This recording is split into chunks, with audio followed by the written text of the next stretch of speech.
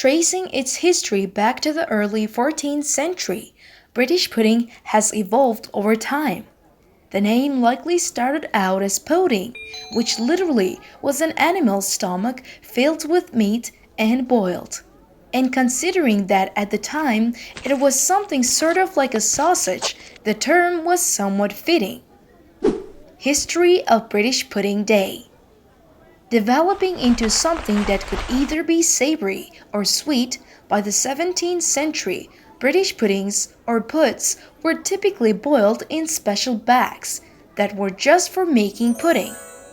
And by the 18th century, most puddings did not even include meat. These dishes were typically boiled but also started to be steamed as well. In modern times, however, puddings can also be baked, though this would not have been the traditional. Today, the idea of pudding is almost exclusively related to desserts, unless preceded by a descriptor such as black pudding.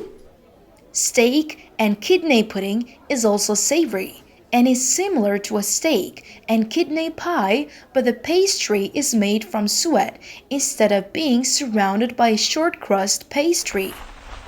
Yorkshire pudding is another term for something that is savory, a sort of a roll or bread that is traditionally served with a roast dinner.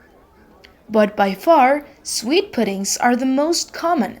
In fact, many restaurants have now simply taken to calling the sweet course that takes place at the end of the meal the pudding. Sticky toffee pudding is a big favorite that consists of a sponge like cake that is covered in a toffee sauce